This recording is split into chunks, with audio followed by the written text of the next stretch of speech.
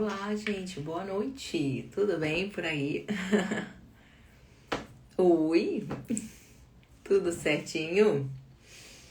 Olá, olá. Eu sei que tem um pessoal aí que não é bariátrico e tá aqui na live. Obrigada, gente, pela presença, né? Obrigada por estarem aqui querendo ouvir um pouquinho sobre o assunto de hoje, né? Mas como eu prometi, se tiverem outras perguntas, eu também responderia, né? Obviamente. Mas a gente vai dar um enfoque aí especial hoje no paciente pós-bariátrico, né? Até a pedidos dos meus próprios pacientes. Tudo bom, Derlúcia? Olá, olá, Valéria, tudo bom? Como vocês estão? Passaram bem o dia? Olha, essa minha semana eu não sei nem como é que eu sobrevivi essa semana, mas tô aqui. Ô, semana corrida. Mas vamos lá. Gostaram? Quem tava aí na live da semana passada, gostaram da live da semana passada? Só falou bastante, recebi muito retorno. Acho que vocês gostaram, né? Entender um pouquinho como é que funciona nosso corpo, né? Fisiologicamente falando, né? Até pra gente parar de acreditar em algumas coisas, né? Que infelizmente a gente ouve muito por aí, né? Olá, tudo bom, Lene? Olá, olá, olá. Enfim, infelizmente tem muita gente falando besteira na internet. A internet dá voz a todo mundo, né? Então a gente tem que selecionar bem. Pra gente não ficar acreditando em coisa que não deve, né? Tudo bom, olá. Que bom que vocês gostaram, que bom, que bom. Foi legal mesmo, foi bem legal. Toda a interação de vocês, tudo que vocês perguntaram, todas as colocações, foi bem legal. Depois a gente faz mais lives dessa, com outros temas, né? Esse mesmo estilo. A de hoje tem uma coisa mais informativa, né? Pro pessoal bariátrico. E para quem conhece alguém também que fez bariátrica. Gente, hoje atendi uma gestante bariátrica. Atendi hoje. Ela foi... Tudo bom, Rodrigo? Tudo bom, querido? Oi, Nildinha, tudo bem? Olá, Lilian, tudo bom? Então, hoje atendi uma gestante. E ela estava sendo acompanhada, está sendo acompanhada por um obstetra. E só que ele tá tratando essa paciente como qualquer outra gestante, esquecendo que ela tem uma cirurgia bariátrica. E ela falou que tem uns 15 dias que ela começou a se sentir muito cansada e tal. E os exames dela vieram, né? Ela não é bypass, tá? Ela é sleeve, tá? Então ela veio com uma hemoglobina de 10, com uma ferritina de 5 e um ferro sérico de 37. E ela mandou esse resultado pro médico, ela tá cansada, falou, deve ser isso. Mandou pro médico, o médico disse que não, que tá tudo bem, que qualquer coisa, no mês que vem, na consulta do mês que vem, ele passa um comprimidinho pra ela de ferro, sendo que ela é bariátrica e ela tá com 30 semanas de gravidez. Ela tá com 30 semanas. E aí eu perguntei se ela trouxe pra consulta algum outro exame. E ela me trouxe o exame dela do primeiro trimestre. E ela tinha uma ferritina de 80. Ou seja, ela tá consumindo muito ferro. E a gente sabe que tem uma demanda aumentada de ferro mesmo na gravidez. E o médico não quer repor. E ela é sintomática. Então, obviamente, que ela já saiu de lá com a prescrição do ferro injetável, né? E porque ela precisa, né? E é indicação nesse caso, né? Ela tá no terceiro trimestre, ela precisa corrigir o ferro pro parto. E ela quer ter parto normal. Eu falei, olha, como que você vai ter um parto normal com uma ferritina de 5, com uma hemoglobina de 10 e com um ferro de 37? Não tem como. E aí conversei com ela, eu falei, olha, a gente a partir de agora... Né? E ela disse que já entendeu que ele é obstetra, mas ele não está acostumado com paciente bariátrico, então vai continuar o acompanhamento normal, mas a gente vai cuidar da parte aí de reposição vitamínica, de tudo isso, e aí eu vou assumir essa parte dela, porque o paciente bariátrico, ele tem especificidades, que é a questão absortiva. Então eu não posso tratar o paciente bariátrico como qualquer outro. Tem diferença? Sim, tem diferença. E conhecer isso faz toda a diferença pro paciente, tá? Pro bem dele, né? Então, não dá pra gente ignorar a questão absortiva no bariátrico, que é o tema da nossa live de hoje, né? Vamos falar sobre transtornos digestivos no bariátrico. Então, gente, eu quero que vocês entendam que quando se iniciou aí a cirurgia bariátrica, cerca aí de 40 anos atrás, primeiro, as primeiras experiências foram uma tragédia, né? Primeiro, os pacientes morriam muito, tá? O primeiro resultado foi um desastre, né? Até se começar as cirurgias que começaram a dar certo, né? Então, aí a gente teve a descrição do bypass, tá? O bypass veio antes da sleeve, tá? Então, a gente começou-se a fazer o bypass, e até então, com sucesso, as pessoas sobreviveram, e aí veio a prescrição, viu-se que era uma cirurgia que era muito desabsortiva, então começou-se aquela prescrição de Centrum para o resto da vida, que a gente sabe que não funciona, né? Pior, isso há 20 anos atrás, os primeiros bariátricos aqui do Brasil são dessa data, um pouquinho mais de 20 anos atrás, eu não me importo do paciente falar pra mim, nossa, eu tomava isso. Beleza, era o que tinha, e era o Centrum americano, tá? Não era o Centrum brasileiro, porque as doses permitidas aqui no Brasil pela Anvisa são diferentes. Então tinha que ser o Centrum americano que tinha mais dose. Até aí tudo bem. Agora, gente, pegar hoje paciente que tá usando Centrum ainda, acredite, eu atendo isso. Aí eu acho absurdo. Gente com 4, 5 anos de cirurgia e que saiu com uma prescrição só de Centrum. Ui? Não, né? Não dá, né, gente? Aí, pelo amor de Deus. Pelo amor de Deus. Então, por isso que eu falo que paciente bariátrico, você faz a cirurgia com o seu cirurgião, você acompanha da tua parte cirúrgica do cirurgião, mas você depois vai acompanhar com um clínico. Gente, cirurgião não tem a mesma visão clínica de um clínico por um simples motivo. Ele é cirurgião. Simples. Tá certo, meus amores. Olá, Kátia, querida, tudo bem? Jéssica, você só toma Centrum. Não, gente, não. Tá errado. Tá errado essa prescrição. Pelo amor de Deus, tá? Não. Primeira coisa, ó. A gente vai começar a falar sobre as cirurgias e sobre todas as consequências, mas assim... Primeira coisa, pra quem tá aqui que é bariátrico ou que conhece alguém que é bariátrico, tá tomando Centrum. Gente, não. Você tem que tomar um polivitamínico específico de bariátrico. Hoje já existe, tem várias opções aqui no Brasil, tá? Você vai ter o Complete Bari, tem o da Belt, tem os de fora, o Bariatric Fusion, tem várias opções. Tem até o da farmácia ali, que é bonzinho, que é o Bariatric XR, tá? Tem opções para bariátricos hoje, tá certo? Tá? Então, por favor, gente, tomem o polivitamínico adequado para a sua condição clínica. Não tem polivitamínico de grávida? Tem polivitamínico de bariátrico. Então, você toma o de bariátrico. O Centrum não é para bariátrico. O AZ não é para bariátrico. Então, você toma o específico. Então, essa é a primeira coisa. Por que tomar um polivitamínico específico de bariátrico? Porque as doses são diferentes, tá certo? A gente sabe que o paciente bariátrico precisa de doses maiores de vitaminas. Por quê? Porque a absorção é reduzida. Ok? Ok, então primeira coisa que a gente vai estabelecer aqui. Mude o seu polivitamínico, tá bom? E dependendo da sua técnica cirúrgica, você vai fazer umas coisinhas a mais, tá certo? Ah, meu Deus, mais uma que só tomou até 2023 o seu Centrum. Bom, pelo menos já mudou, né? Já mudou, porque você falou até 2023, estamos em 2024, você mudou esse polivitamínico, graças a Deus. Chegou a hora de mudar. Gente, por favor, tá?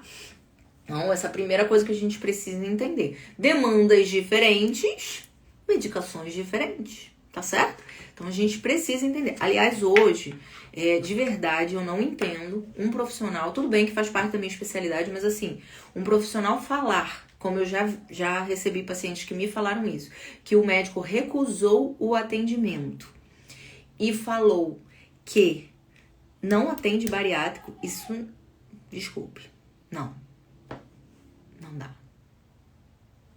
Não dá. Tá certo? Isso não é aceitável hoje a pessoa dizer que não atende, porque não aceita pacientes bariátricos, tá? Na verdade, hoje, o que a gente precisa fazer é estudar sobre bariátricos e atender adequadamente bariátricos de acordo com a necessidade deles, tá certo? Então, é inaceitável um profissional recusar o paciente simplesmente porque ele diz que não atende porque ele não quer estudar, deve ser, né? Então, não podemos ter essa realidade, tá? Até porque, de certa forma, se você recusa, tudo bem que você não é obrigado a saber tudo sobre todos, né? Mas se você tá recusando um paciente bariátrico, é porque você não tá estudando. A gente já é uma realidade hoje, a gente tem dezenas, né? Centenas, milhares, né? A gente tem uma população bariátrica hoje grande, tá certo? E a gente precisa acolher essas pessoas e atender adequadamente, tá bom? Então, assim, vamos lá. Vamos, por favor, vamos tomar as coisas adequadas, tá certo? Ok? Bom, Aline, eu entendo você, já que você tem a facilidade de ter acesso aos injetáveis, mas assim, dá pra segurar aí o bariátrico bem acompanhado sem usar apenas injetáveis, tá? A gente consegue sim, com via oral, ajustando as enzimas, ajustando as coisas, a gente consegue deixar o paciente redondinho. Aliás, os meus pacientes, que meu paciente pode falar aqui, se tiver aqui, dificilmente ficam sendo submetidos a injetáveis por falta de vitaminas, né? Vai tomar, ou quer tomar porque quer, ou aconteceu alguma coisa, foi fazer uma cirurgia, foi fazer uma coisa, mas dificilmente fica tomando tudo injetável, não. A gente consegue regularizar, ajustar a digestão, ajustar tudinho, né? Pessoal? O pessoal que tá aqui, né? Mas eu queria falar do polivitamínico, gente, inaceitável. Foi o primeiro tema aí, inaceitável vocês ainda usarem Centrum, ok? Quem usa Centrum, vamos trocar? Vamos trocar por um bariátrico? Vamos, por favor, tá bom? Vamos lá. Vamos falar hoje sobre transtorno digestivo, é o nosso tema. Vamos começar. Eu tava dando a introdução aqui, vamos começar. Então, olha só, gente. Sem enzimas digestivas não dá. Não. Aliás, é o que eu falo aqui para todos os meus pacientes, isso eles sabem. Tem que usar enzima digestiva, tá? Não só para melhorar a absorção, por causa de um dos transtornos digestivos do bariátrico, que é bem conhecido. O grande problema do bariátrico mexeu na anatomia, tá certo? E aí a gente hoje, no Brasil, tá? A gente tá vindo aí com uma terceira técnica cirúrgica que agora tá... Até hoje eu só tenho uma paciente com essa técnica cirúrgica, tá? Vou falar um pouquinho dela. Tanto que eu tive até que estudar quando eu atendi, porque é uma técnica mais nova e tem poucas pessoas ainda. Mas enfim, basicamente a gente hoje vai dividir aí os pacientes de bariátrica em pacientes que fizeram a gastrectomia vertical ou sleeve, que você só mexe no estômago. E a gente vai ter o pessoal que fez o bypass gástrico, que é a cirurgia que é a mais feita no Brasil, inclusive, e que você vai ter tanto a redução ali do estômago, quanto o desvio do trânsito intestinal. Você vai fazer uma alça diretamente, uma ligação do estômago com o jejum. O alimento não vai passar ali no duodeno, tá certo? Então não tem mais essa passagem. Isso faz o que pelo paciente? Um bypass, né? Porque a gente sabe que a sleeve é considerada apenas uma cirurgia de restrição, apesar de ter uma ação metabólica, mas é uma cirurgia de restrição. Diminui o tamanho do seu estômago, você vai comer menos. E ok, não é bem assim. Tem gente que ainda acha assim, mas é menos agressiva. Pera aí. Vamos organizar aqui. Quais as consequências da sleeve em termos digestivos? Tem paciente que fala, inclusive, isso pra mim. Não, mas eu queria fazer a sleeve porque era menos agressiva. Inclusive, eu atendi recentemente uma paciente que ela falou que o médico não deixou ela fazer a sleeve. Ela queria, ela insistiu e ele não deixou. Por quê? Por causa de um transtorno digestivo da sleeve específico. Aliás, é a única contraindicação de sleeve. Ela tinha hérnia de hiato.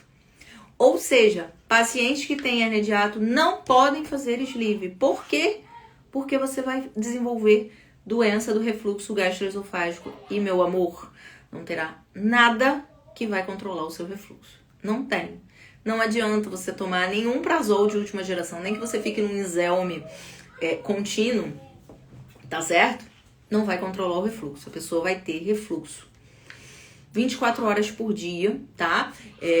Podendo, inclusive, em alguns casos, eu tive uma paciente assim, que ela vomitava o tempo todo. Ela não conseguia se alimentar adequadamente. Tá certo? Olha assim, e essa paciente, inclusive, que vomitava muito por causa da sleeve, ela tinha refluxo, ela falou pro médico, o médico fez. Ele fez uma sleeve, olha só isso, gente, porque eu mandei ela fazer a conversão da cirurgia dela, obviamente. Porque ela não ia melhorar. Então, ela fez uma sleeve e quando ela foi fazer a cirurgia, deve ter uns 2 meses que ela fez a cirurgia, quando o médico abriu, ele tinha colocado um anel na sleeve. Gente, sleeve não se faz, não se usa anel. Aliás, não se usa mais anel. Anel foi ultrapassado. Ele botou um anel numa sleeve. Nunca se fez sleeve com anel, ele fez. Segurar o refluxo dela. O resultado desse anel foi que ela não conseguia comer carne. Por quê? Carne muito denso não passava ali no anel. Então ela não conseguia comer carne. Enfim, ela com a sleeve dela, como ela não conseguia comer, o resultado foi que ela no primeiro ano emagreceu 50 quilos numa sleeve. A gente sabe que isso não é padrão para sleeve. E o médico achou lindo e maravilhoso e colocou ela como exemplo, ela péssima, tá? Enfim, resultados. Mandamos ela fazer a cirurgia, tá? Ela tá ótima, graças a Deus. Ela tá muito bem. Agora que se converteu com bypass. Gente, se você tem refluxo, se você vai fazer a cirurgia, você não pode fazer sleeve. O médico quer? Não, você não pode fazer sleeve. Você procura outro profissional, você conversa com o médico. Você não faça sleeve, tá? Vamos dizer que esse ano eu já indiquei 3 pacientes para mudar a cirurgia, tá certo?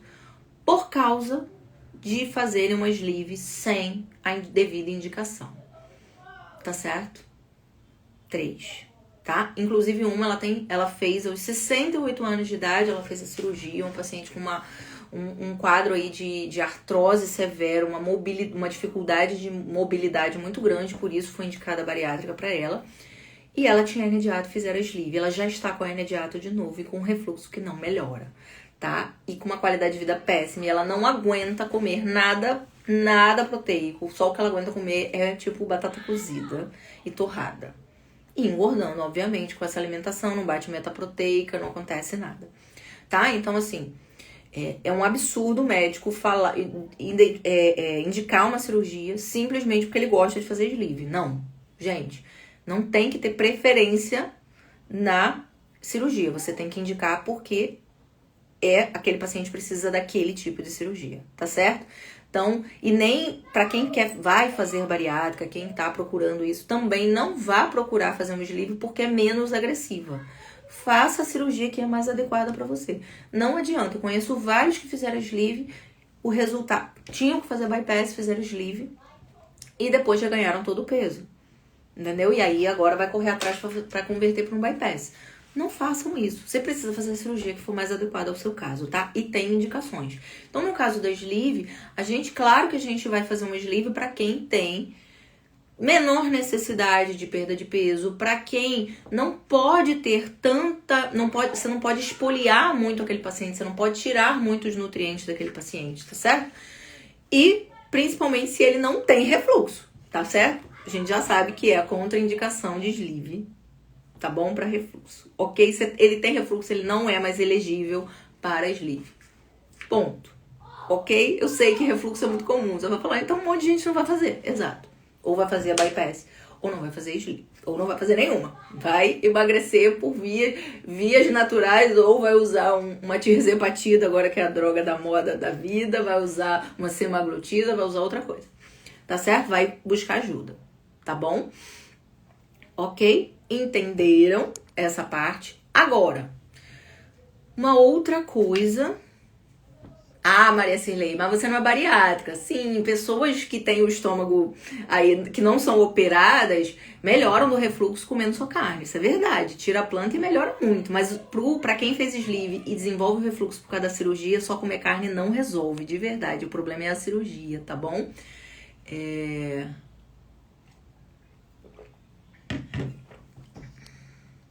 Deixa eu ver aqui, Jéssica. Meu cirurgião indicou sleeve, pois tenho nódulos no estômago e histórico de câncer de estômago em minha família. Tá, mas você tinha refluxo? Você tinha alguma outra coisa que também batia contra essa indicação? Para bariátrico pode-se fazer caldo bater na carne moída. Então, Maria Cirlei, o problema é que pensa você como bariátrico, E a gente não tá falando do caldo, do pós-cirúrgico, eu tô falando do longo prazo, de você não consegue comer só carne, ou essa paciente minha que vomitava porque tinha um anel, ou porque você tem refluxo 24 horas por dia. Pensa na qualidade de vida dessa pessoa, como é que essa pessoa se sente, tá? Assim, eu não sou bariátrica, né? Mas assim, é muito difícil, é muito triste ver a pessoa triste na hora de se alimentar, é uma carga muito ruim, tá? Então, entendam, é difícil, tá? Pra pessoa que passa por isso, né? É sofrido. Eu fico com uma dó porque a pessoa vai fazer a cirurgia para melhorar a saúde, começa a ter mais complicação da cirurgia. A gente sabe que qualquer cirurgia pode ter complicação, é verdade, mas ninguém vai fazer cirurgia bariátrica pensando na complicação. A pessoa vai de coração lá pensando em melhorar a vida, e aí ela vai e faz uma cirurgia que não foi bem indicada. Pensa nisso, eu quero que você pense nesse lado da pessoa. É muito difícil, entendeu? Ah, Jéssica, você não tinha refluxo, podia fazer sleeve. Realmente, na sleeve você retira o estômago. Beleza, tranquilo. Tá bom? Então, vamos dizer, não sei quanto de peso você tinha a perder, mas nesse caso aí concordo com a indicação, tá bom? O problema é o pessoal do refluxo mesmo, que é uma grande queixa, aliás, é um grande problema pro pessoal que depois... Porque assim, vocês sabem que não é tão simples você mudar a cirurgia, né? Você tem que... Por exemplo, você vai fazer pelo plano, depois você vai pedir isso pro plano, você tem que fazer relatório, você tem que justificar, você tem que fazer um monte de coisa pra pessoa fazer uma segunda cirurgia. Fácil? Não. Bom? Não. Então, assim, o ideal é que a indicação da cirurgia seja precisa para que a pessoa não precise reoperar. Tá certo? Né? Uma boa indicação, a pessoa vai conviver bem com a cirurgia dela, ok? O Rodrigo falou aqui que ele tem anel. Rodrigo, você tem quanto tempo de cirurgia? Eu não lembro. Eu lembro quando você fez a cirurgia, mas eu não lembro quanto tempo tem. Mas assim, de qualquer forma, hoje em dia não se coloca mais anel. Por quê? O anel dá muita complicação. O anel causa fibrose, o anel muitas vezes pode causar estenose ali da entrada do estômago, tá certo? Então pode prejudicar a alimentação da pessoa. Então o anel dá mais problema do que, vamos dizer assim, dá mais prejuízo do que benefício. Então hoje a opção é não colocar o anel, tá? Uma outra coisa que hoje se faz muito, vou falar vou pular. Quando eu for falar do bypass eu falo dessa cirurgia em conjunto hoje que também muitos médicos estão optando por fazer. Mas vamos lá, voltando para a sleeve. Então, eu tirei ali uma parte do meu estômago, né? Uma grande parte do meu estômago, a parte móvel ali do meu estômago, a parte flexível. E aí as pessoas pensam, mas não tem consequência, né? Tem. Você tirou a parte principal ali de produção de muco, de produção de acidez. Então, o que você vai ter como resultado? Você tem, como consequência da sleeve, um estômago que é um túnel e que não é a fisiologia. O estômago normal não é um túnel. Você tem hipocloridria e você tem baixa produção de muco. Problemas do pessoal da sleeve. Maior facilidade, além do refluxo, para ter também, pode desenvolver lesão erosiva. Faltou a palavra aqui, lesão erosiva, tá? Podem desenvolver lesão erosiva. E também vão sofrer, assim como o pessoal do bypass, de alteração na digestão das proteínas e gorduras. Afinal, você tem uma hipocloridria. Então, você vai mudar o seu metabolismo, sua digestão de proteínas e gorduras. Ou seja, como resultado disso, tá? Pessoa que fez sleeve pode ter desbiose intestinal? Sim, tá bom? Não é exclusivo do bypass a desbiose intestinal, tá? Ou a pessoa que fez sleeve pode sim desenvolver desbiose. Tem sim que fazer enzima, tem sim. Por quê? Você tem que garantir a digestão do estômago dessa pessoa. Claro, desde que ela não tenha uma lesão erosiva ali no estômago. Aliás, tem que se monitorar isso, tá? Como a gente sabe que na sleeve você tem maior chance de refluxo, você tem que inclusive ser mais cuidadoso nessa prescrição de enzima aí pro estômago do paciente com sleeve, ok? Estamos entendidos? Outra coisa, a gente tá falando de distúrbio digestivo, pode desenvolver desbiose. Uma outra coisa mais comum na sleeve do que no bypass é a constipação intestinal. Sabiam disso? Bypass geralmente tem mais diarreia, sleeve geralmente tem mais constipação. Vocês sabiam disso? Isso é mais comum, tá? Então sim, quem fez sleeve às vezes não tem histórico de constipação e depois pode vir a desenvolver constipação intestinal, tá certo? Como que trata? A própria enzima digestiva ajuda muito no tratamento, tá certo? Suplementação de magnésio também é outra coisa que ajuda muito em quem fez sleeve, ok? Vamos pro bypass? Depois eu vou falar de uma complicação de um transtorno digestivo comum aos dois quadros, tá? Mas vamos pro bypass. Então, bypass, vamos operar o estômago, vamos desviar o trânsito, esse trânsito vai direto pro jejum, o estômago que ficou pequenininho. E aí, o que vocês acham que dá de consequência? Bastante. Claro, uma cirurgia que causa uma perda de peso muito maior.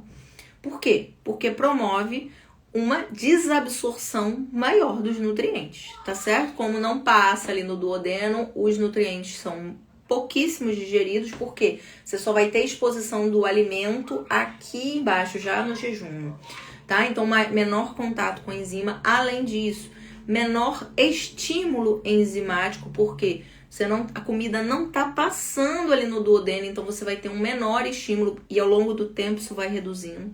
Um menor estímulo de colecistoquinina. Colecistoquinina é um hormônio intestinal que vai promover a liberação tanto da bile quanto do suco pancreático. E aí, como eu vou tendo ao longo do tempo redução do estímulo de colecistoquinina, o que vocês acham que vai dar ali na vesícula? O que é muito comum? Ainda mais com a perda de peso acelerada aí do bypass. Pedra de vesícula, né? Então, é muito comum o paciente que fez sleeve desenvolver pedra na vesícula. Então, assim, antigamente não se operava, mas a taxa de reoperação para retirar a vesícula gira em torno aí de 70%. Gente, é alto. Então, atualmente, alguns médicos estão tirando a vesícula durante a cirurgia bariátrica, tá? Opera o estômago, desvia o trânsito e vai lá e tira a vesícula, tá certo? Sim. E aí, consequências disso? O que vocês acham que dá aí? Além de reduzir o estômago, desviar o trânsito e além disso, tirar a vesícula. O que vocês acham que dá de problema? Bom, temos vários problemas, né? Eu brinco que o bypass é bem florido em termos digestivos. Então, eu tenho uma digestão gástrica que praticamente não tem, tá certo? Praticamente a comida quase que vai direto lá pro jejum. Tá? Uma digestão gástrica pequena, bem pequena. Fica muito pouco tempo a comida ali no estômago, né? Acaba esvaziando mais rápido, eu não tenho ali piloro para controlar esse esvaziamento do estômago. Eu tenho uma menor exposição a enzimas. Ao mesmo tempo, a comida não tá passando ali no duodeno, então é muito comum no bypass desenvolver a famosa disbiose chamada SIBO, que todo mundo gosta de falar, eu tenho SIBO. SIBO, sim, SIBO é comum no bypass, tá? Além disso, comum também desenvolver diarreia crônica desabsortiva, tá certo? E um outro transtorno que é mais comum do bypass do que na sleeve, tá? Na sleeve tem uma situação específica que acontece, que é que a gente hoje tá vendo aí progressivamente crescendo os casos. Óbvio, a gente tem mais tempo de cirurgia, agora a gente precisa monitorar isso, a gente sabe que isso acontece, que é a insuficiência pancreática exócrina. Oi, o que é isso? Eu já falei até sobre isso aqui, já fiz uma live sobre isso. Gente, a insuficiência pancreática exócrina nada mais é do que uma deficiência, tá, do pâncreas exócrino, o pâncreas que produz enzima digestiva, tá? O pâncreas é uma glândula que, vamos dizer assim, que são 2 em 1. A cabeça do pâncreas é o pâncreas exócrino, é o que produz enzima. A cauda do pâncreas é o pâncreas hormonal, o pâncreas endócrino, é o pâncreas que produz insulina, glucagon, somatostatina, tá certo? Então, a insuficiência pancreática exócrina, ou seja, vai ter uma deficiência da produção do suco pancreático. Lembremos que o pâncreas é o principal produtor das enzimas intestinais, tá certo? Ou seja, você desenvolver uma insuficiência pancreática exócrina é muito sério, porque você vai ter, mais do que a redução da absorção da própria cirurgia, você vai começar literalmente a ter muita perda de nutrientes, tá certo? Então, todo bariátrico que começa a ter muita diarreia líquida, tá certo? Não é só porque comeu besteira, ele tá sempre diarreico, aquelas fezes Bristol 7.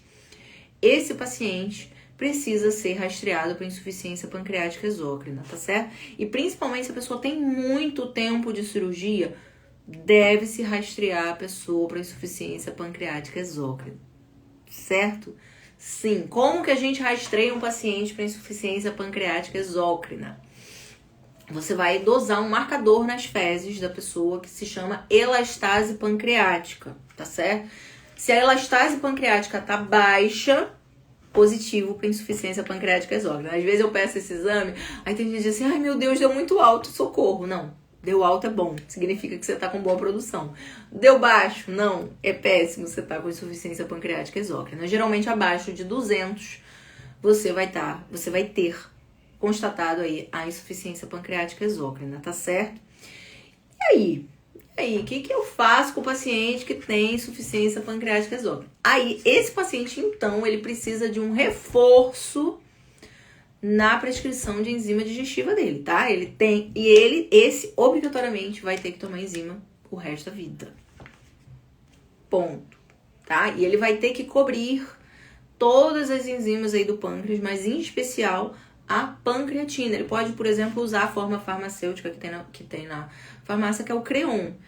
Eu não gosto muito de prescrever o Creon, porque ele ainda assim ele vai ter que tomar os sais biliares. Então eu gosto geralmente de prescrever uma cápsula só, fica mais fácil, né? O bariátrico já toma pouca cápsula, só que não. Então eu gosto de associar em uma prescrição só, tá? Mas pode comprar o Creon ou até conseguir com a LME pegar o Creon e pode ainda assim manipular aí os sais biliares e tomar separado. Ok. É permitido, tá legal. Pode fazer dessa forma, tá bom? Aí é de acordo com a preferência do paciente também. Se, por exemplo, se ele consegue pegar a medicação, então fica melhor. O Creon é a pancreatina, como eu disse, que é uma medicação, é uma enzima do pâncreas. Inicialmente, o Creon era utilizado apenas em casos de insuficiência fibrose cística, tá? A indicação inicial do Creon era para fibrose cística. E pacientes, por exemplo, com câncer de pâncreas, câncer de cabeça de pâncreas, ele não tá produzindo enzima, então às vezes a gente prescreveu o Creon com o intuito de melhorar um pouco a digestão desse paciente. Hoje, com o conhecimento de que o bariátrico também, principalmente o que tem mais tempo de cirurgia, pode desenvolver, não é todo mundo que desenvolve, tá? Mas pode desenvolver essa alteração, então entrou também aí o Creon para esses pacientes, ou a prescrição manipulada da pancreatina, tá certo? Outra questão, vamos lá. Gente, as pessoas podem ter insuficiência pancreática exócrina também por lesão do nervo vago durante a cirurgia. Ou seja, se o médico, por acaso, cortar o nervo vago ali durante a cirurgia, pode acontecer. Você também vai desenvolver insuficiência pancreática exócrina simplesmente porque cortou a inervação ali do pâncreas, tá? Então não vai ter o estímulo. Triste, né? Acontece, tá? Essa paciente que eu falei que tinha um anel ali na sleeve, isso aconteceu com ela. O dela foi durante a cirurgia, porque ela tinha 2 anéis, ela tinha um anel na entrada e um anel na saída. Gente, eu nunca vi essa cirurgia, eu nunca vi isso, fazerem isso, colocar 2 anéis no paciente. Foi um terror aquela cirurgia dela, coitada. Sim, foi um alívio ela se livrar daquela cirurgia. Aliás, o cirurgião que fez a conversão dela, ele fez um trabalho assim maravilhoso. Ele mandou toda a descrição pra mim, tudo bonitinho, ele fez um trabalho maravilhoso, tanto que ela ficou ótima no pós-operatório, sabe? A pessoa que não tá mais sentindo nada, mas assim, pavoroso colocar 2 anéis numa sleeve, né? Enfim, acontece. Entenderam essa parte, gente, da insuficiência pancreática exócrina? Tem dúvida? Pode perguntar. Vocês estão muito quietinhos hoje, estavam falando, agora estão quietos. Vamos lá. Vamos falar sobre retirar a vesícula no bariátrico. Gente, mas não dá na mesma tirar a vesícula, pelo menos evita que se opere, que tem pedra. Verdade, até é verdade. Mas assim, gente, existe paciente que não desenvolve a pedra. Por quê? O que faz um paciente desenvolver a pedra? O que contribui para ele não ter a pedra no pós-operatório? Basicamente a alimentação dele, tá? Como ele vai manter essa alimentação depois que ele puder fazer a reintrodução da alimentação, tá? Então, sabe o que acontece? Muitos bariátricos fazem cirurgia bariátrica e voltam a comer tudo depois que libera, né? volta a comer tudo o que ele comia antes. E aí vem para aquela dieta cheia de farinha, cheia de folha, cheia de ultraprocessado. Gente, aí você vai desenvolver a pedra na vesícula, né? Você tem que mudar a sua alimentação, ir para uma alimentação mais animal-based, até porque um bariátrico precisa se ater à questão da meta proteica, tá? Vamos falar sobre meta proteica também, que é uma coisa que aí vira um conceito dentro do pós-bariátrico. Todos os bariátricos, quando eu falo, como é que tá a sua meta proteica? E todos sabem o que eu tô falando, é bem impressionante. Todos sabem o que eu tô falando. Mas é muito importante o bariátrico prestar atenção na questão da meta proteica, tá? Ou seja, e aí um grande problema do anel é esse. Você bota um anel, restringe a pessoa de comer carne, ela opera, ela emagrece e depois ela continua sem comer carne, ela vai ficar comendo pão e farinha e um monte de coisa. O que vai acontecer? Ela vai reganhar o peso. Então, a gente precisa que o bariátrico consiga comer carne, né? Então, assim, o pessoal antigo que tem um anel até fala isso. A minha maior dificuldade é comer carne. E a gente precisa que vocês comam carne, por favor, tá? Precisamos. Então, assim, a forma de se evitar uma pedra na vesícula é você ter uma alimentação que você come carne, tá certo? Depois que você é liberado para comer. Ok? Carne com gordura, tá bom? Não é carne sem gordura, não. Carne com gordura, tá bom? Sei que vocês têm medo aí do reganho de peso, mas carne com gordura é o que vai fazer você ir no caminho certo, porque vai te dar saciedade, vai te ajudar com os nutrientes que você precisa absorver. Aí a gente associa a enzima digestiva, aí você fica tranquilo, sem a pedra na vesícula, sem reganho de peso, né? E ajuda ainda por cima no tratamento da disbiose, né? Deixa eu ver o que vocês estão falando. Vocês voltaram a falar. Bom. Tem como evitar a insuficiência pancreática? Não, assim, não é um destino, tá? A insuficiência pancreática não é um destino. Mas é uma coisa que precisa ser monitorado. Mas eu diria que a grande questão aí é se esse paciente está acompanhando, se esse paciente está fazendo uso de enzimas e se esse paciente está com uma alimentação legal, se ele não tá se enchendo aí de farinha, que é uma alimentação que vai estimular, assim, já tem um estímulo menor ali pro pâncreas e pra vesícula. Aí você ainda fica com uma alimentação de farinha, vai ter um estímulo menor ainda. Então, assim, o que você vai manter de alimentação depois da cirurgia também vai falar muito sobre como você vai evoluir aí nesse pós, entendeu? A longo prazo. Agora, no pessoal que teve lesão do nervo aí durante a cirurgia, infelizmente, foi o médico. Tem que fazer, entendeu? Em geral, esses desenvolvem logo após a cirurgia. É bem fácil saber, porque eles nunca conseguem melhorar a consistência das fezes. E eles, assim, vão emagrecer muito, porque vão desenvolver uma doença desabsortiva severa, mas eles vão começar a ficar, não é só o emagrecimento da cirurgia, eles vão começar a ficar desnutridos. Então, fica fácil de saber nesse pós-operatório aí, tá bom?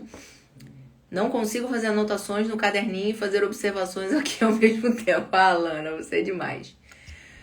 Eu uso cloridade de betaína para paciente bariátrico? Sim. Se, primeira coisa, principalmente no sleeve, eu preciso saber se ele não tem erosão, não tem doença erosiva naquele estômago. Então, para todos, antes de prescrever betaína, eu prescrevo a endoscopia, tá? Eu peço a endoscopia. Tá? Então, eles vão fazer endoscopia. Não precisa. Não, precisa sim. Eu tenho que saber se ele não tem nada ali que possa prejudicar com o uso da betaína, tá? Porque a betaína pode causar piora da doença erosiva e ele pode sangrar. Então, eu sempre peço endoscopia antes de começar, tá certo? Conheço alguns bariátricos que, pelo que vejo, eles priorizam os carbos e acabam não dando espaço para as proteínas. Exatamente isso, Lilian. Que é uma coisa de educação mesmo do bariátrico. O que é mais fácil para ele comer o carboidrato, ele vai comer o carboidrato e deixa a proteína por último e não consegue bater a meta proteica. Isso é muito comum mesmo, verdade, pura verdade. O uso de enzimas é para sempre ou intermitente? Para o bariátrico, para sempre. O que não vai precisar fazer se você não tem insuficiência pancreática não necessariamente você vai tomar em todas as refeições. Você vai tomar nas refeições maiores. Principalmente vou lá, meu almoço, vou comer carne, vou comer uma refeição maior. Sim, toma enzima, porque vai te ajudar na digestão. Tá certo? Refeição noturna, se você janta. Não é se você come mingau de aveia. Aí realmente não vai precisar. Mas se você janta, vai comer... Aliás, eu recomendo que jante, tá? Janta, vai comer uma carne e tal. Até porque o bariátrico, ele precisa fracionar as refeições dele. Ele tem um estômago menor. como é que ele vai bater a meta proteica? Ele precisa fracionar essa proteína ao longo do dia, tá certo? Então eu recomendo que ele jante. E aí que pelo menos ele tome enzima almoço e janta, deixa o café da manhã e o lanche. Beleza, já dá certo. Já dá certo nesses casos, tá? Não precisa ser, tipo, tomar enzima 4 vezes ao dia. Aliás, eu tenho pacientes que falam isso. Toma enzima no almoço, quando chega no lanche, come o lanche tranquilamente, não sente nada e vai bem. E depois vai... Aí na janta toma de novo. Então, assim, dá bom fazendo pelo menos duas refeições. A não ser, por exemplo, eu tenho pacientes que comem carne de manhã. Aí eu mando eles tomarem enzima de manhã também. Vai comer carne, toma enzima, tá? Pra garantir aí a digestão adequada e a absorção adequada, tá? Então, idealmente sim, tomar as enzimas, tá? Sobre meta proteica, gente, aí a gente começa a falar essas coisas. Meta proteica. Bariátrico tem que bater a meta proteica. Tem que. Aliás, todo mundo tem que bater a meta proteica, gente. Por favor, todo mundo. Mas qual o problema? No bariátrico isso fica mais dramático, tá? Porque no bariátrico, a não bater a meta proteica vai mandar o bariátrico no caminho do reganho, tá? Ele vai comer de forma pior e ele vai piorar o quadro de disbiose, o quadro intestinal dele vai ficar ou com diarreia ou com constipação e ele vai reganhar o peso. Ponto. E ele vai piorar a questão da absorção dos nutrientes, ou seja, um bariátrico que não bate a meta proteica e não come carne, ele vai com mais facilidade desenvolver deficiências nutricionais, que já é um desafio pra gente, tá? Então, ele precisa bater a meta, ele precisa comer carne, tá? Eu digo que comer carne pro bariátrico não é opcional, principalmente carne vermelha, tá? Vai ter que comer. Por quê? Porque já é difícil absorver ferro e B12 já com a cirurgia. Então, se você não comer carne vermelha, você piorou muito a sua situação, tá certo? Piorou e muito. Aliás, uma das coisas que a gente precisa ficar atento, principalmente quem fez bypass, é B12 e ferro, tá certo? Então, vamos lá, comer carne, bater meta proteica. Hoje mesmo, a gestante que eu atendi hoje, o que a gente conversou? Ela grávida, anêmica, ferritina de 5, e eu perguntei, tá batendo a meta proteica? Aí ela fez assim pra mim, tá um pouquinho difícil. Aí eu falei assim, tá, vamos lá, quanto você tá comendo de carne? Eu tô comendo uns 100 gramas no almoço. Que mais? Não, eu como uns 2 ovos de manhã. Aí, acabou. Falei, e cadê? Cadê o resto? Não, de noite eu como um mingau. Falei, e o lanche? O lanche, ela falou, quando ela tava com fome, que ela lanchava, ela comia mais 2 ovos. Gente, ela tava com quase 80 quilos, tá? No terceiro trimestre, ok, tá pesada, tem inchaço, tudo. Eu perguntei de quanto ela começou o peso, ela começou nos 71, se eu não me engano. Ela ganhou pouco peso, começou... E mesmo assim, não chegou nem perto da meta proteica dela, nem perto. Ela tá comendo quase nada de proteína. Eu falei, não dá, você vai ter que comer proteína. Então, assim... claro que eu sei que ela no terceiro trimestre vai ser mais difícil. Então, a gente vai complementar com o suplemento de proteína. Eu falei, qual o suplemento que você tomava? Não, só tomei no início da bariátrica. Eu falei, qual que você tem? Ela tem 5 anos de cirurgia. Eu falei, qual que você tomava? Ensure. Suplemento de açúcar. Gente, Ensure não é suplemento de proteína, tá? Ele tem mais açúcar que proteína. Então, enganação, tá bom? Então, não serve. Eu falei, você é intolerante ao whey? Não, então vai usar whey pra gente complementar a proteína que ela precisa, tá certo? Então, muitas vezes o bariátrico, além de comer carne, ele vai ter que complementar com suplementos de proteína para conseguir bater a meta proteica. Afinal, um scoopzinho de whey, né, uma medidinha de whey, tem mais ou menos 25 gramas de proteína, que equivale a 100 gramas de carne. Tá certo? Mais ou menos. Uma conta aí, arredondando. Gente, olha que facilidade você tomar um copinho ali com uma medida de whey e comer uma carne, 100 gramas de carne. Eu sei, é mais difícil pra vocês. Então, quer dizer que você vai tomar o whey 24 horas por dia. Também não. Não é pra substituir refeição por whey. O whey é um complemento, é um lanche, por exemplo, você vai comer um café da manhã e tomar whey também ali no café da manhã, mesmo que seja meia medida, depois vai tomar meia medida ali no lanche, tá certo? Vamos lá, É pra complementar. Aliás, eu nunca recomendo pular almoço e jantar. Não é pra pular, é pra comer o almoço e jantar. Comer carninha, tá certo? Ah, posso comer legumes, verduras? Pode. Lembrando, come toda a carne primeiro. Depois você come seus legumes cozidos, tá? Verdura crua, gente, deixa isso pra uma exceção mesmo. Você não vai digerir a verdura crua. A gente não digere, imagina você. Não vai digerir. Para de ficar comendo alface, gente. Não tem motivo pra você comer alface. Não tem nutriente ali no alface pra você. Então, para com essa história de comer alface. Vai comer coisa que te dê nutriente. Aliás, isso é uma coisa que eu falo muito pros bariátricos. Você precisa priorizar a sua nutrição. Então, para de... Ai, mas eu não gosto. Não, vai priorizar a sua nutrição. Vai comer o que você tem que comer. Tá certo? Vamos assumir aí o que precisa ser feito, certo? Sim, Ensure melhor comer uma barra de chocolate. Concordo, Lilian. Concordo. É difícil, né? Difícil, que foi isso que prescreveram pra ela. Aí ela parou de tomar, porque ela fez sleep, né? Então, ela achou que a demanda proteica dela era tão grande. Só que ela engravidou, né? Ela planejou essa gravidez, claro. Ela engravidou. E aí, sim, a demanda aumenta, né? Então, nem Ensure, nem tá batendo a meta de proteína. Pelo contrário. Como ela tá anêmica, o que ela tava fazendo de estratégia para anemia?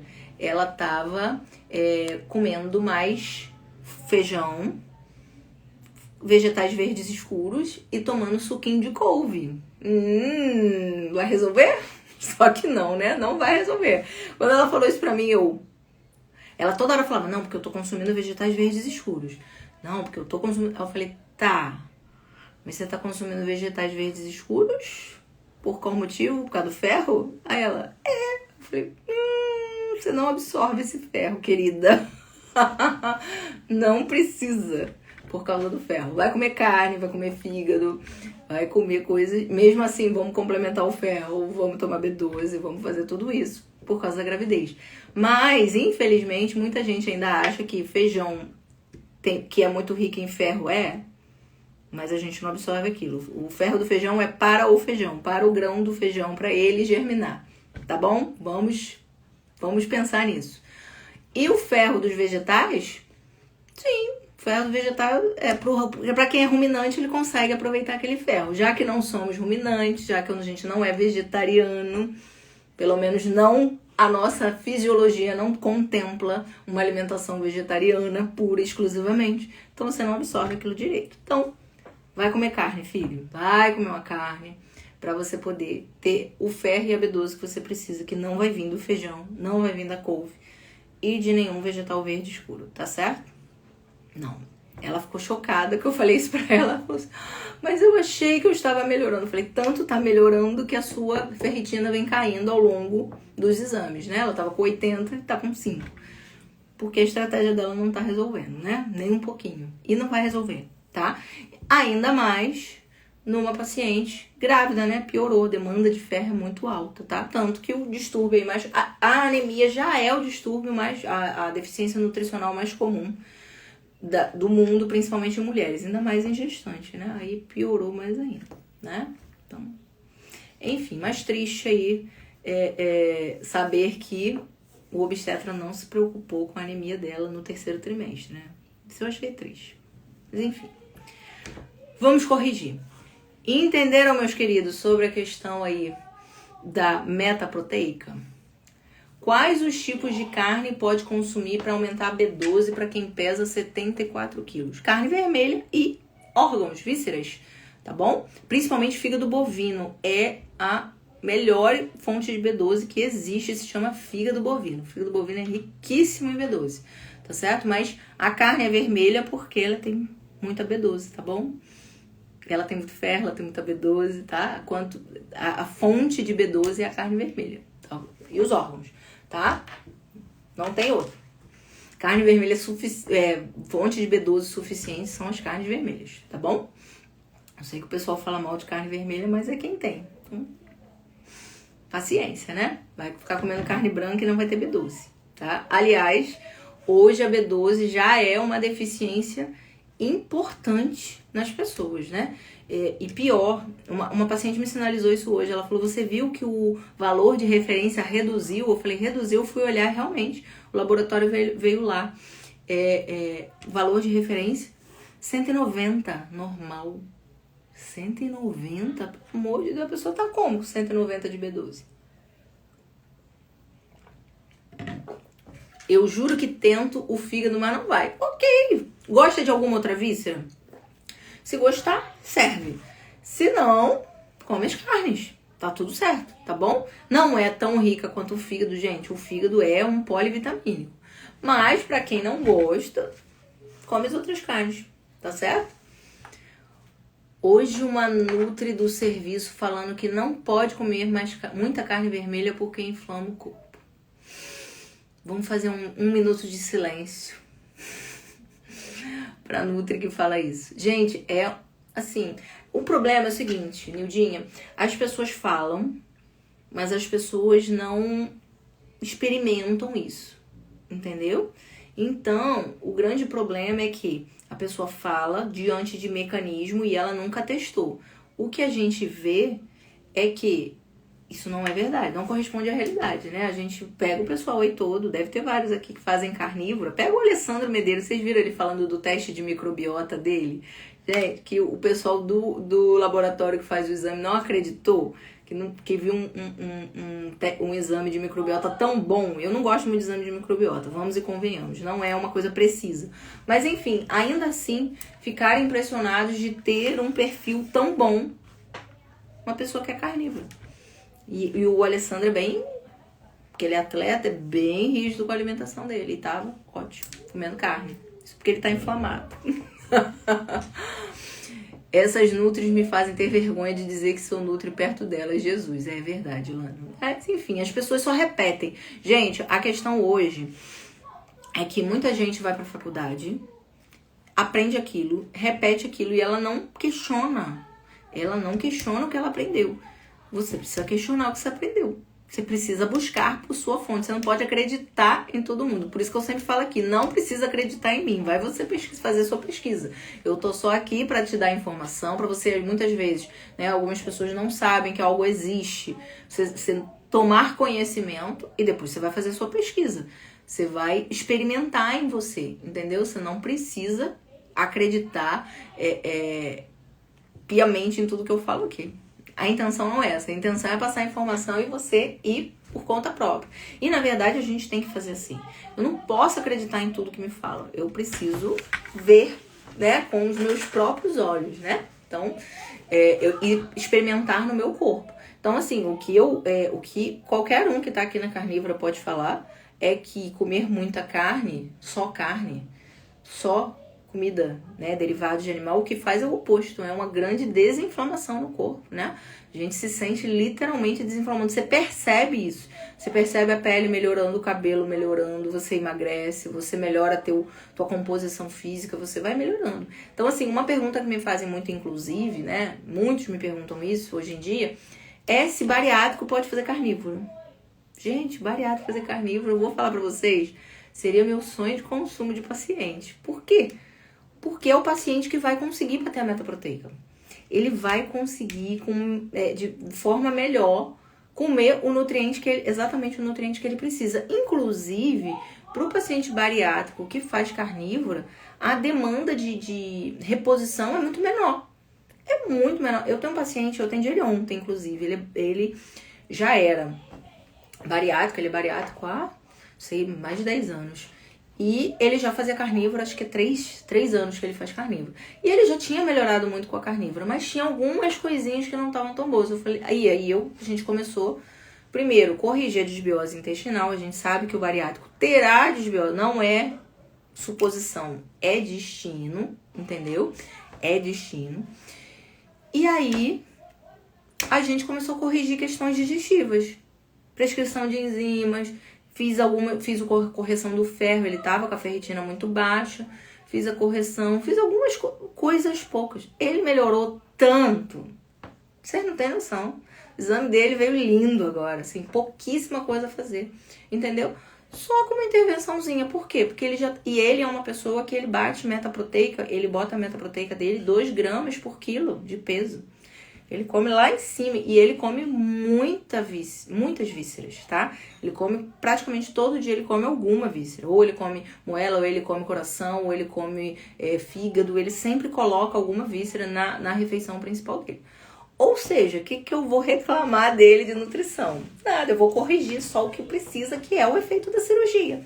Entendeu? Então fica até muito mais fácil quando a pessoa prioriza o alimento que ela precisa. Então, mas é todo bariátrico que quer fazer isso? Não é. Então aí a gente precisa contornar e talvez sim, essa pessoa vai precisar de um pouquinho mais de reposição do que uma pessoa que faz carnívora, né? Sou bariátrica e meu principal alimento é carne. Bia, que coisa linda vocês comendo carne. Carnívoro pode fazer sem acompanhamento de uma nutri? E o dia pode, sim. Só que é o seguinte, às vezes a pessoa vai começar uma carnívora e ela erra, ela peca em umas coisas. Por exemplo, vou falar uma coisa clássica de pessoa que começa carnívora. Ela tem medo de comer gordura, aí ela vai fazer carnívora de carne magra. Não vai dar certo. Duvido que você vai conseguir levar muito tempo. Não dá certo fazer carnívoro de carne magra. Por quê? Se você tirou todo o resto de fonte de energia, você precisa colocar alguma fonte de energia na sua dieta. E aí, na carnívora é gordura, porque a gente vai comer gordura animal, a gente vai comer manteiga, a gente vai comer banha, a gente vai comer sebo, a gente vai comer a gordura ali que tá na carne. E você precisa comer. Senão você vai começar ficando fraco, porque você não está ingerindo nenhuma fonte de energia. E muita gente comete esse erro, sabe o quê? Mas eu quero emagrecer. Mas você precisa ter alguma fonte de energia da sua dieta. O teu corpo não vai fazer isso. Não, eu tenho que emagrecer, então vou tirar toda a gordura da minha dieta, vou comer só proteína. E o meu corpo vai usar só a minha gordura como fonte. Não, seu corpo não vai fazer isso. Seu corpo vai entender que você está desnutrido, você está em déficit calórico, e ele vai baixar o seu metabolismo e vai começar a disparar os sinais de fome e compulsão alimentar. Quem assistiu a live da semana passada, eu falei sobre esse mecanismo. Ele vai fazer isso. E vai dar errado. Vai dar tudo errado na sua carnívora, se você fizer dessa forma. Tá bom?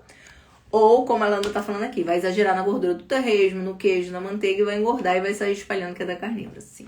Também é uma outra hipótese, você exagerar na quantidade de gordura. Então, assim, todo mundo, quando começa, vai fazer algum desses dois erros. Não, assim, se você não fizer com um nutricionista, pelo menos que você tenha a orientação de alguém que já faz carnívora.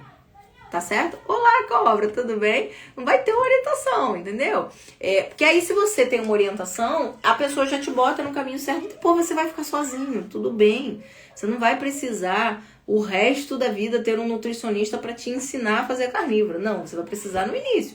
Ou se você estiver tratando uma doença específica, se você tiver com um objetivo específico, você vai precisar, entendeu? Mas quando você está iniciando, é mais comum que você faça errado. Então é bom você ter alguma orientação. Ou de um nutricionista, sim, porque o nutricionista é a pessoa melhor, pode orientar a sua dieta. Ou, se não, de uma pessoa que já está muito experiente de carnívoro, já faz carnívoro há muito tempo e que também vai te saber te orientar e vai te colocar. Até porque, gente, vamos e convenhamos. Carnívoro é simples, né? É muito fácil, tá? Os erros são erros, é bem clássico, é bem fácil saber. Por exemplo, comer muito queijo, comer muito torresmo, comer muito bacon, ou fazer só com carne magra. Os erros são esses. Tá? Os erros clássicos são esses, entendeu? Não comer a quantidade de proteína que precisa, tá? Os erros sempre são esses. Não tem muito fora disso, não, tá? Então, assim, cuidado, sim, com os exageros na carnívora, com o queijo, com o excesso de torresmo, né? Então, assim, que é uma delícia, né? Que pode, mas assim, você não precisa comer todo dia, né? Você não precisa fazer isso de lanche. Porque, por exemplo, uma coisa que a gente não faz na carnívora é lanchar, né? Em geral, você não lancha. Se você começou todo dia a fazer lanchinho de torresmo só porque é gostoso e porque você pode, você tá errado. Isso é erro. Tá errando. Entendeu? Não, você não pode comer eventualmente uma coisa que você gosta. Mas se você tá fazendo disso uma rotina, isso é um erro. Tá certo? Você não precisa comer esse lanche da tarde. Ok? Certo? O que mais vocês estão falando aí? A Flávia falou aqui que muita carne vermelha dentro do pão, cheio de molho, um monte de coisas, inflama sim. Exato. Exatamente, gente. É isso. Hoje foram 600 gramas de carne bovina no almoço, nem que eu quisesse conseguiria lanchar ou jantar. Também tem isso, né? Come bastante carne e fica saciado, tá? Então, assim, por exemplo, geralmente meus pacientes bariátricos, eu peço para fazer aí 3 a 4 refeições.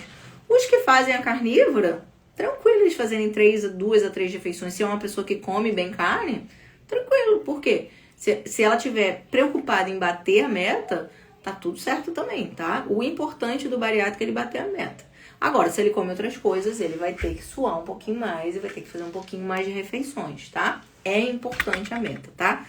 Ficamos registrados aqui. Você precisa bater a sua meta. Ah, não sei como é que calcula a meta. Mínimo, calcula o seu peso. Aí seria o seu peso ideal, tá bom? Por 1,5, tá? 1,5 gramas por quilo, tá bom? E aí, dá tudo certo. Você vai estar atingindo a sua meta proteica, tá? Você já vai ficar melhor do que a maioria, tá bom? Vamos falar um pouquinho sobre o tema disbiose intestinal nos carnívoros. Nos bariátricos, gente. Tô falando tanto em carnívoro, nos bariátricos. Bom, gente, eu comentei aqui anteriormente que bariátrico desenvolve disbiose intestinal. Verdadeiro? Verdadeiro, tá? Bariátrico terá disbiose intestinal. O problema que as pessoas, na maioria das vezes, não entendem é que, em geral, o obeso já está disbiótico. Então, você estava disbiótico desde quando você estava obesa. E pré-cirurgia. Aí você faz uma cirurgia, que é uma cirurgia que vai reduzir sua absorção dos nutrientes, vai sobrar mais alimento para sua microbiota. A disbiose vai melhorar ou vai piorar? Vai piorar, tá? Inicialmente, ela pode até dar uma reduzida, porque você vai fazer dieta líquida. Então, você vai praticamente dar uma aparada na grama ali na sua microbiota, só que depois que você reintroduzir a alimentação e vou voltando a comer, o que vai acontecer é novamente começar a sobrar muita comida para sua microbiota. E aí você vai desenvolver disbiose intestinal. Só SIBO, né? SIBO é a disbiose do supercrescimento bacteriano no delgado? Não. Parem de achar que tudo é SIBO. Tá? Inclusive, muitos bariátricos, o que fazem? Vão lá, fazem um teste do hidrogênio expirado, deu negativo, não tem disbiose, não tem o SIBO. Tem sim. O problema é que o hidrogênio expirado, dependendo do que você ingeriu, ele só vai dar positivo se for um tipo determinado de disbiose, tá certo? Então, o que eu sempre falo, alguns já me viram falando aqui, se o teste do hidrogênio expirado deu positivo, confirmou que você tem disbiose. Mas se deu negativo, não necessariamente quer dizer que você não tenha disbiose, tá certo? E se você é bariátrico, muito possivelmente você tem, tá? E não tá cuidando. Então, precisa cuidar da disbiose, tá certo? Por isso que eu falo das enzimas. Qual o propósito da enzima digestiva no bariátrico? Reduzir a sobra alimentar, melhorar a sua digestão dos alimentos e, consequentemente, melhorar a sua absorção daqueles alimentos. Certo? É para isso. Tá bom? É para isso. Mas eu já estou com a disbiose. Só a enzima vai resolver o meu problema? Possivelmente não. Possivelmente você tem que fazer outras intervenções. Alguma redução de população microbiana, tá? Você tenha que fazer mexer em alguma coisa ali na questão da disbiose, tá certo? Então, assim, só para vocês entenderem, a enzima é um primeiro passo para melhorar e, principalmente, a enzima é necessária para a manutenção do seu quadro de eubiose, para você ficar bem com a sua microbiota e não continuar sobrando muito alimento ali, tá? E entendam, embora seja desejável no início eu perder muito nutriente para emagrecer, isso a longo prazo não é viável, não é bom. E isso vai fazer com que a própria disbiose, que causa inflamação, tá? E a própria perda de alimentos podem fazer o seu corpo entender que alguma coisa está errada e você possa começar a ter reganho de peso. Por esse motivo, sim, por esse motivo. Mas não é só alimentação errada? Sim, em geral, a disbiose, né, o reganho, né, vem também, é óbvio, por uma alimentação que não está adequada, tá? Então, eu gosto sempre de pensar, tá certo? Que o paciente bariátrico, ele precisa entender que ele fez uma cirurgia, tá? E a partir do momento que eu fiz uma cirurgia, eu preciso entender que minha vida mudou. Minha vida não tá mais normal. Eu preciso compensar essa cirurgia para que eu mantenha a minha saúde, tá certo? Pra gente não, assim, aliás, eu acho muito triste ver o bariátrico com reganho de peso, tá? Eu acho muito triste. Fora o estigma social, né? Porque, em geral, as pessoas já estão esperando isso e acabam jogando muito, até familiares, essas coisas, jogam isso na cara da pessoa. Ah, é isso, fez a cirurgia, perdeu a cirurgia, ganhou o peso de volta, pra que fez isso, tal, esse tipo de coisa, sabe? Operou o estômago, não operou a cabeça, verdade, a gente não opera a cabeça. Mas a gente precisa usar essa cirurgia como algo pra gente mudar, né? Pra você, tá bom. Usei aqui, né, um recurso que você tem, a cirurgia bariátrica é um recurso, você usou esse recurso, você perdeu o seu peso, você atingiu sua meta, né, conseguiu. Vamos manter isso? Você fez tudo isso, você passou tanto sufoco pra chegar lá, vai jogar tudo fora, né? Então, como que a gente não joga fora? Comendo direito, se cuidando, fazendo as reposições vitamínicas, fazendo uso das enzimas, tratando os distúrbios, tá certo? Então, isso é muito importante. Deixa eu ver o que você tá falando. Pode comer farofa de fígado pela manhã ou existe outro tipo de farinha para ser usada em farofa? Bom, deixa eu contar uma coisa aqui para vocês. Quem me acompanha aqui, quem viu minha live de digestão, me viu falando exatamente isso. Comida desidratada não é o natural para a gente. Deve ser, não é pra gente comer todo dia, não é pra gente comer sempre. Não é, tá? Por quê? Como se dá a nossa digestão? Através de secreções de sucos, tanto que a gente chama de suco gástrico, suco pancreático, tá? Quando você bota algo desidratado, o que você acha que vai acontecer com o seu suco que tava lá? Porque, por exemplo, você bota um suquinho ali ácido, você bota a carne lá, o que vai acontecer? Aquela carne ali vai sendo digerida, vai esmigalhando toda ali até ela ser digerida. Quando você bota algo desidratado, o que você acha que acontece? Aquele pãozinho que você comeu, aquela farofinha, vai ficar ali boiando no suco? Não, vai, ó, absorver aquele suco. Perdeu uma parte grande ali do seu suco por causa do alimento desidratado. Tá certo? Então, gente, entendam. Não é a farinha de trigo. Não, o problema não é só a farinha de trigo. A farinha não é algo natural para a nossa digestão. O alimento desidratado não é algo natural para a nossa digestão. Eu posso ficar comendo pão, biscoito, farofa, que seja farofa de farinha de amêndoas. Todo dia? Não. Não. Pão todo dia? Não. Não como. É um alimento desidratado. Então, deixa isso aí para algo de vez em quando, exceção. Na sua rotina, coma comida de verdade, do jeitinho que o alimento veio ali da natureza. A carne daquele jeitinho, né? O ovo você prepara, claro, mas daquele jeitinho, né? A fruta não é para fazer suco, é para comer fruta com a água que ela tem. Você vai comer a fruta, você come a fruta daquele jeitinho dela. Parem de ficar processando demais os alimentos, tá? Não é interessante. Você pode ver, inclusive, você tá falando da farofa de fígado, que o fígado é bem molhadinho. Ele é bem molengo e molhadinho. Então, coma o fígado desse jeito. Deixa a farofa para uma exceção, tá bom? Então, para comer de manhã é comida, é ovo, é comida de verdade, tá? Sai dessa de farofa de fígado. Farofa de fígado é exceção, tá? Mesmo sendo de fígado. Ok? Entendido? Depois, se vocês quiserem mais explicação da digestão, assiste lá minha live de digestão, tá recente. Eu falei exatamente como funciona todo o nosso mecanismo digestivo, passo a passo, estômago, intestino, como é que funciona, tudo direitinho. Só falei pouco do intestino grosso, porque intestino grosso é só para reabsorção de água, certo? Tá bom?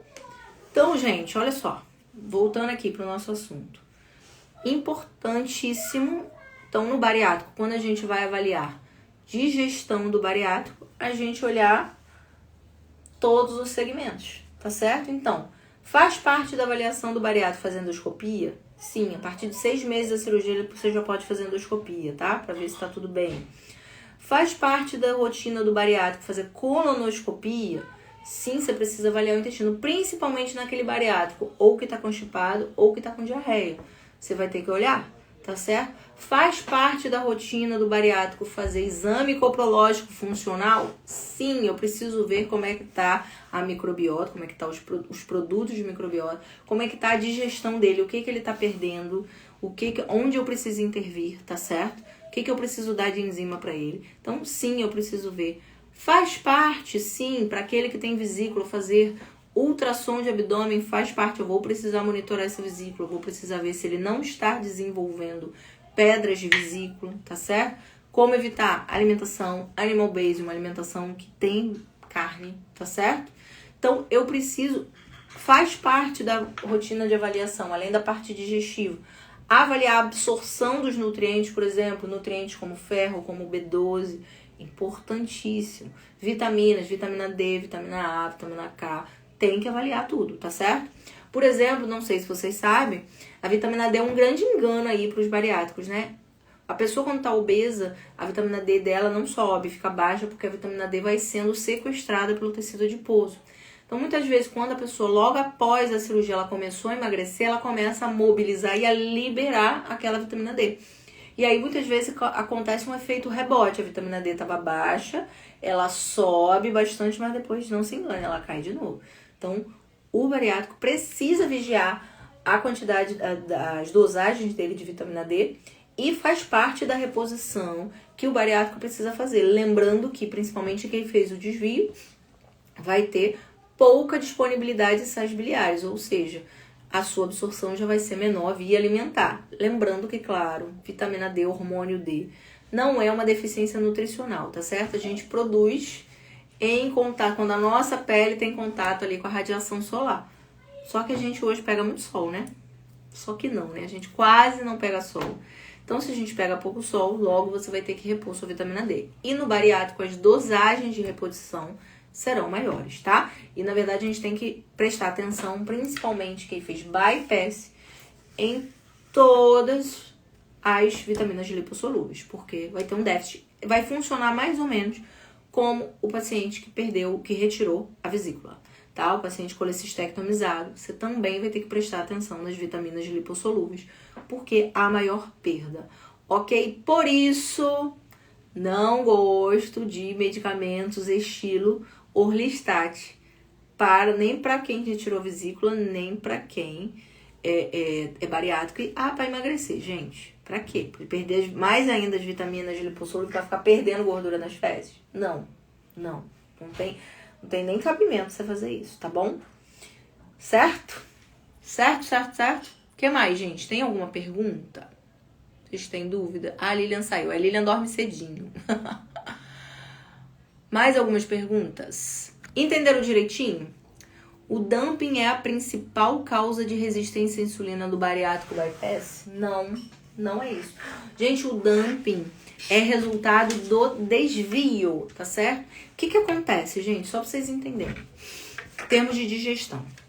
Você come, a comida, a digestão gástrica dura 60 a 90 minutos, mesmo que você coma carboidratos. E depois você vai ter a saída daquele alimento lentamente do estômago para o intestino delgado. Ali no intestino delgado você vai ter o estímulo da produção pancreática, tá certo? Tanto de enzima quanto de insulina, ok? E aí, quando você fez o bypass, lembra que eu falei que a digestão gástrica no paciente bypass é desse tamaninho? Praticamente a comida vai muito rápido ali pro intestino. O que vai acontecer? Você vai ter o estímulo de produção de insulina. Só que não deu tempo de você absorver aquele nutriente. Então, você vai ter estímulo de insulina e não tem tempo de absorção. O que vai acontecer? Queda brusca dos níveis de glicose, tá? Então, na verdade, você vai ter uma hipoglicemia, tá bom? Por isso, pessoas que fizeram bypass não devem fazer uma refeição em que eles ou exclusivamente de carboidratos, ou que eles iniciem pelo carboidrato. Sempre inicia com alguma proteína antes, pelo amor de Deus, pra você não ter dumping, tá? Mas não quer dizer resistência à insulina. Embora eu atendi essa semana também um paciente bariátrico que ele está voltando a ter resistência à insulina, tá? A insulina dele já estava 12 por causa de alimentação inadequada, voltou a ganhar peso, então ele tá voltando a ter resistência à insulina. Com certeza tá desbiótico, tá? Ele tá voltando a ter. Mas isso que tem a ver com a alimentação. Se você volta para uma alimentação normal, você para de ter uma alimentação ideal, aliás, para bariátricos, você para de ter resistência à insulina, tá? Então, a resistência à insulina é mais um fenômeno de que, e você sabe que aquele paciente não tá se alimentando adequadamente, do que ter a ver com o dumping, tá? O dumping é um fenômeno relacionado à rapidez ali do esvaziamento gástrico, tá? Tem a ver com isso e a secreção de insulina, que claro, gente, entendo. Toda vez que eu me alimento, eu tenho produção de insulina. A diferença vai ser alimentos mais densos, né? Alimentos mais proteicos vão estimular a insulina? Vão, mas primeiro não faz um pico grande. Segundo, esse esvaziamento da proteína vai ser mais lento do que o esvaziamento do carboidrato, que a digestão é muito mais rápida, tá? A diferença é essa. Certo, Cristina? Entendido direitinho? Entendido direitinho nos distúrbios digestivos? Então, eu brinco sempre com isso, mas eu sei que os gastros nem sempre prestam atenção nisso ou se propõem a fazer isso, mas eu falo muito isso, que sim, todo bariátrico deveria ter o acompanhamento de um gastroenterologista. Por quê? Para resolver todas as questões digestivas, para monitorar casos de insuficiência pancreática exócrina, para tratar desbiose intestinal, tá certo? Então, tenham, assim, se você é bariátrico, vale a pena esse acompanhamento pra gente consertar, botar as coisas em ordem, tá? E botando as coisas em ordem, fica tudo bem, você vai ter aí tudo certinho, você vai ter tua saúde boa, você vai ter tuas taxas vitamínicas boas e você vai ter a saúde de fato que você buscou quando você fez sua cirurgia, tá? Então, mais uma vez, eu falei isso nos stories, eu vou enfatizar aqui, não sou contra a cirurgia, sou contra a banalização da cirurgia, sou contra pessoas que não têm indicação fazer a cirurgia só porque, sei lá, porque acha que é fácil, porque nem é fácil, né? Vamos lá. Ui, esbarrei aqui no tripé. Só porque as pessoas, tem gente que acha que é fácil emagrecer na bariátrica. Tadinha. Não é, né? É um caminho difícil, é um caminho de persistência, né? É um caminho aí de determinação aí muito grande, porque o pós-operatório não é fácil, a vida não é mais fácil porque você fez bariátrica. Mas é um caminho eficaz, a gente sabe que é eficaz. Então, pra quem tem indicação, tô do ladinho da pessoa. Eu tenho, inclusive, paciente que eu falo, vamos junto, tô acompanhando no pré, depois vou acompanhar no pós-operatório e tá tudo certo. A gente tá concordando e eu vou ajudar a ter a melhor saúde que ele possa, né, no pós-operatório. Agora, pessoas que não têm indicação fazer a cirurgia, forçação de barra, ou só porque quer fazer e foi lá no médico e ele quer operar, eu, sinceramente, eu não concordo não. Acho que pode ser um grande prejuízo para a saúde, né? E depois a pessoa vai se arrepender, porque vai ver tudo que ela precisa fazer no pós-operatório para ficar bem, aí pode ser que cause algum arrependimento, né? Algum não, muitos, eu já vi muitos arrependidos, assim, pessoas que não tinham indicação da cirurgia.